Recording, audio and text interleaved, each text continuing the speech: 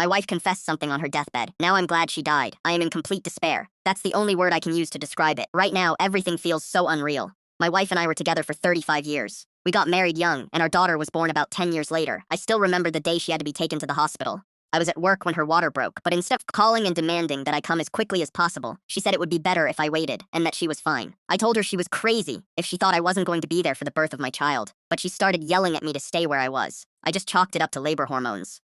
I finished my workday, and the moment I clocked out, I rushed to the hospital. It turned out to be pointless because when I got there, my wife was nowhere to be found. In the chaos of the crowded hospital, my panic kept growing until my pager started beeping. It was my wife's number, and in my confusion, I found the nearest phone and called her back.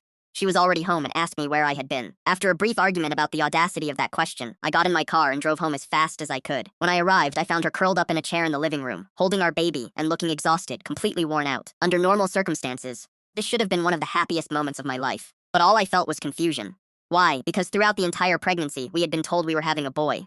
That's what the doctors kept telling us. She explained it by saying there had been some kind of mix-up in the paperwork. A pretty expensive mistake, I suppose, since we had spent hundreds of dollars on clothes and toys for a boy. I still allowed myself to be happy. After all, I was a new father. I had been waiting for this moment for 9 months. I wasn't going to let some paperwork issue ruin it. Besides, her mother didn't seem interested in arguing about it. That first night after coming home, I spent it curled up in bed with my wife and our daughter. I held them both close. I rubbed my wife's back. I held the baby when she cried. It was the beginning of our new life. From that moment on, I did everything I could to provide them with a good life. I worked for a living, paid the bills, and even put money aside every month for big gifts like jewelry and swing sets. Watching my daughter grow up was one of the most magical experiences of my life. Seeing her take her first steps, seeing her on her first day of school, watching her become a young woman, and finally walk across the stage at her high school graduation. It was strange. No one ever said we looked alike. No one even said she looked like her mother. And honestly, I thought the same thing, but it never changed how much I loved her. Unfortunately, every fairy tale has to end, and ours ended when her mother was diagnosed with cancer. Those were some of the hardest years of my life. Watching the woman I loved lose her appetite,